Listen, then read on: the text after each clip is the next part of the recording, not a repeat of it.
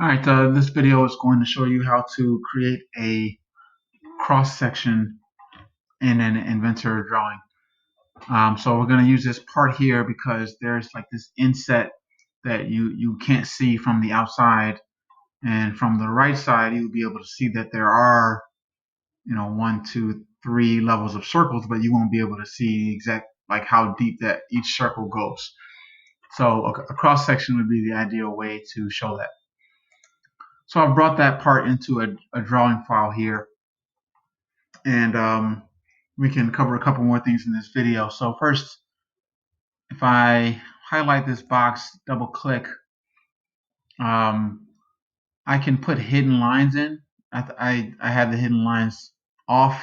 I think the default might even be on. Let's turn that on for now. You can see the hidden lines, and that's actually what you're kind of going to see in the cross section anyway. But when you're dimensioning drawings, you don't want to dimension from hidden lines if you don't have to. There might be some cases where you have no other choice, but if you can avoid it, you should avoid it. So I'm going to turn those back off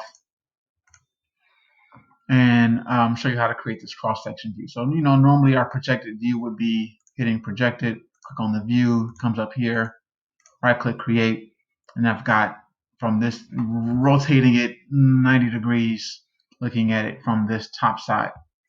I'm going to undo that and show you how we do a cross section. We've got this section view here, left click.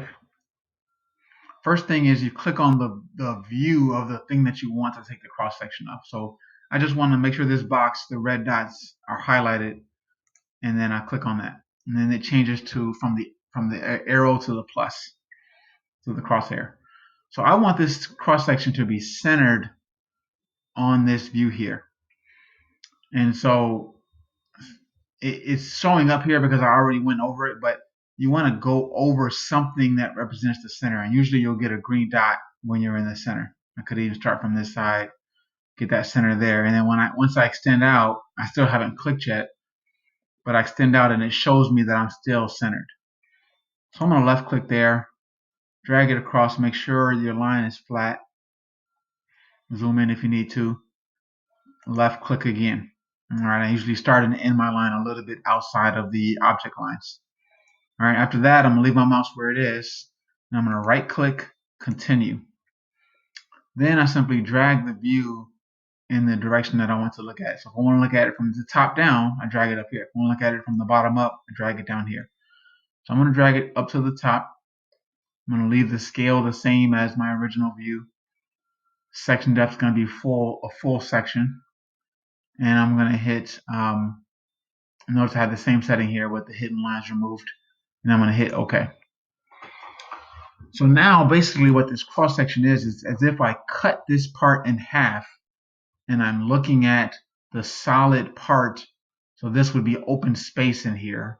And I'm looking at the solid part on the inside of the cut.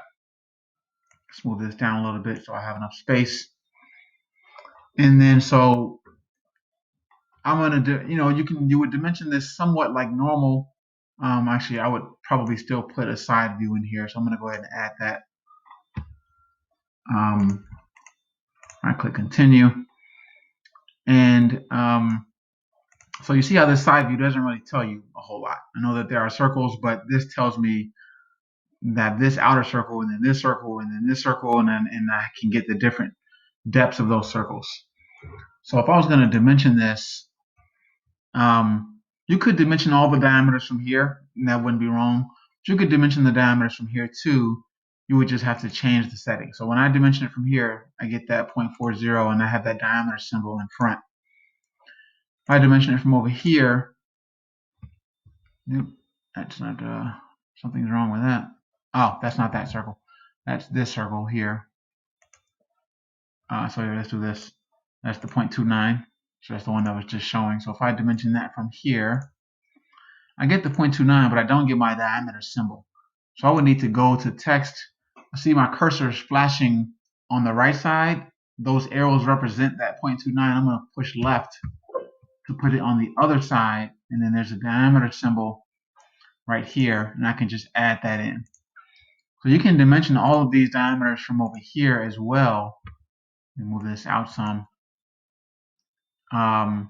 You just need to put that diameter symbol in front of it to show that it is a diameter. And then I would also want to show the depth. So those diameters I can do from either side, but definitely have to do the depth of these from here.